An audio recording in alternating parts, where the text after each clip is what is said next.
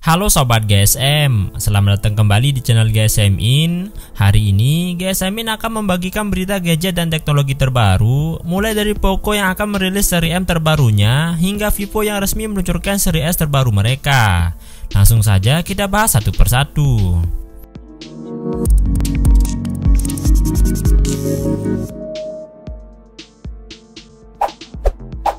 Pertama, Poco akan segera merilis Poco M6 Plus 5G. Poco bersiap meluncurkan ponsel baru di India, Poco M6 Plus 5G. Informasi ini berasal dari daftar sertifikasi BIS, di mana perangkat tersebut terlihat dengan nomor model 24065PC95i. Perangkat ini sebelumnya ditemukan dalam kode HyperOS. Ini diharapkan menjadi versi Redmi Note 13R yang diganti namanya dan dapat debut sekitar bulan Juni. Mari kita lihat fitur-fitur Note 13R untuk mendapatkan gambaran tentang apa yang diharapkan dari Poco M6 Plus 5G.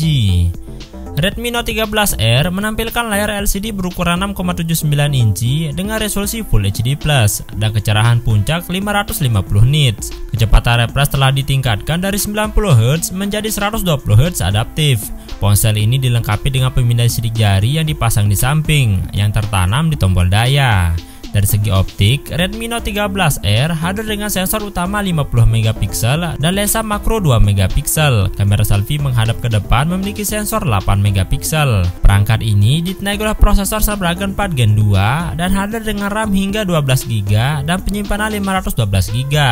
Dibandingkan dengan Note 12R yang maksimal pada RAM 8GB dan penyimpanan 256GB. Redmi Note 13R dibekali baterai sedikit lebih besar, yakni 5030 mAh yang mendukung pengisian cepat 33W. Ini berjalan pada sistem operasi Android 14 berbasis HyperOS. Berita kedua dari Vivo, di mana Vivo X200 yang akan datang diharapkan diluncurkan sebagai ponsel Dimensity 9400 pertama. Pada bulan Oktober, Qualcomm diperkirakan akan mengumumkan chipset Snapdragon 8 Gen 4, sedangkan MediaTek siap meluncurkan chipset Dimensity 9400. Sekarang, keterangan rahasia Digital Charge Station mengungkapkan bahwa Vivo akan menjadi merek pertama yang meluncurkan ponsel bertenaga Dimensity 9400. Menurut pembocor, Dimensity 9400 yang diidentifikasi dengan nomor model MT6991 akan menawarkan efisiensi energi yang mengesankan. Ia menggunakan proses N3 generasi kedua TSMC dan dilengkapi dengan konfigurasi CPU 1 kali inti Super Cortex X5, 3 kali inti Cortex X4, dan 4 kali inti Cortex A7.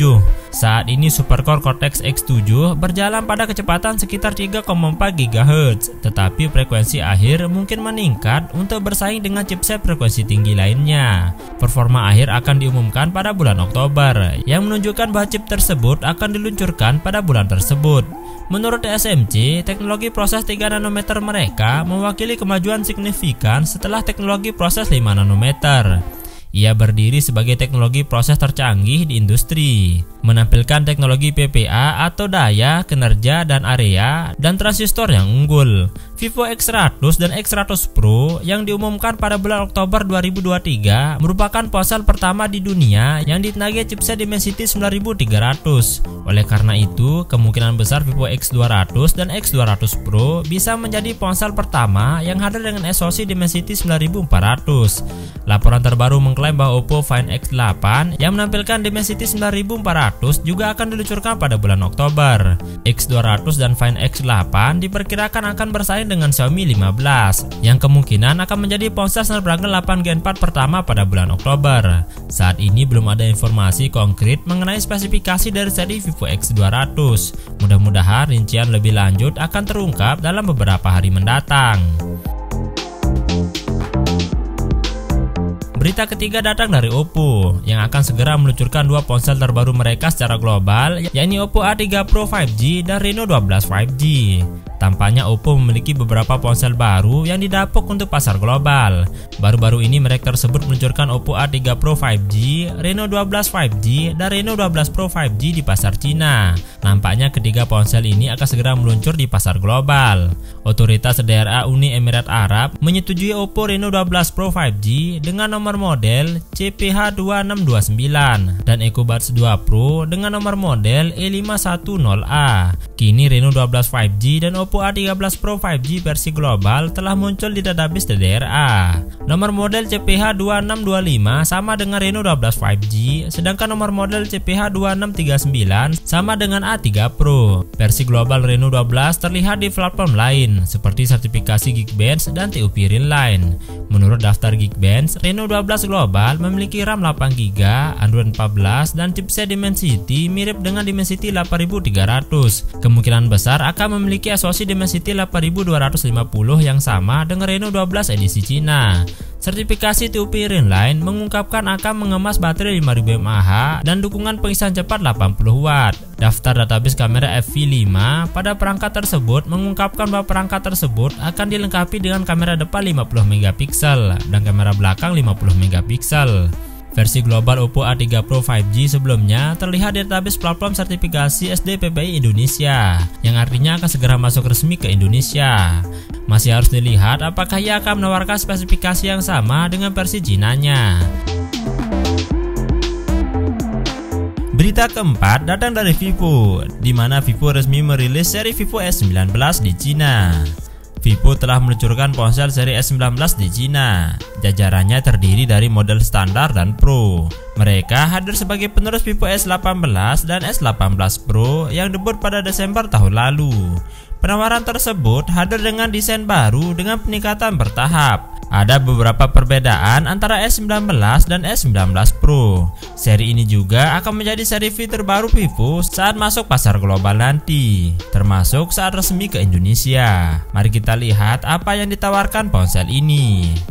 Mulai dari layar, Vivo S19 dan S19 Pro memiliki layar OLED berukuran 6,78 inci dengan resolusi 1,5K, kecepatan refresh 120Hz dan kecerahan puncak 4500 nits. Kedua ponsel terintegrasi dengan pemindai sidik jari. S19 memiliki layar datar, sedangkan S19 Pro memiliki tepi melengkung. Dari segi desain, duo S19 menampilkan pulau berbentuk pil di panel belakang. Ini menampung modul melingkar di bagian atas dan modul berbentuk lonjong lainnya di bawah. S19 Pro memiliki peringkat tahan debu dan air IP68 dan IP69. Untuk fotografi, Vivo S19 memiliki kamera belakang ganda yang terdiri dari sensor utama berkemampuan OIS 50MP dan lensa sudut ultra lebar 8MP.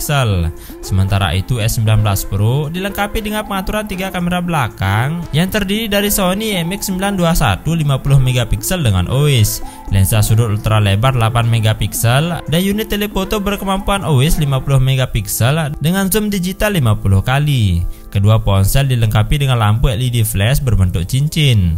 Duo Vivo S19 dilengkapi dengan kamera selfie depan 50MP.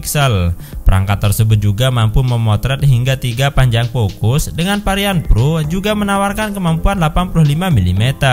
Di dapur pacunya, Vivo S19 dibekali Snapdragon 7 Gen 3 yang sama dengan pendahulunya. S19 Pro juga ditenagai chipset yang sama dengan S18 Pro, yakni Dimensity 9200 Plus. Kedua ponsel mengemas hingga 12GB RAM dan penyimpanan 512GB. Duo S19 hadir dengan unit baterai yang ditingkatkan dengan model standar dan Pro masing-masing didukung oleh baterai 6000 mAh dan 5500 mAh. Keduanya mendukung pengisian daya kabel 80W. Ponsel cerdas ini berjalan pada Origin OS 4 berbasis Android 14. Vivo S19 dijual dengan harga mulai dari 2.499 yuan atau sekitar 5,5 juta rupiah. Sementara model Pro dijual dengan harga mulai dari 3.299 yuan atau sekitar 7,3 juta rupiah. Untuk varian dasar RAM 8GB dengan internal 256GB. Duo S19 ditawarkan dalam pilihan warna biru, abu-abu, peach, dan hijau. Nah, itulah tadi beberapa berita terbaru dari dunia gadget dan teknologi. Apa pendapat Anda tentang berita terbaru ini? Beritahu kami di kolom komentar. Terima kasih telah menonton, sampai jumpa di video baru lainnya.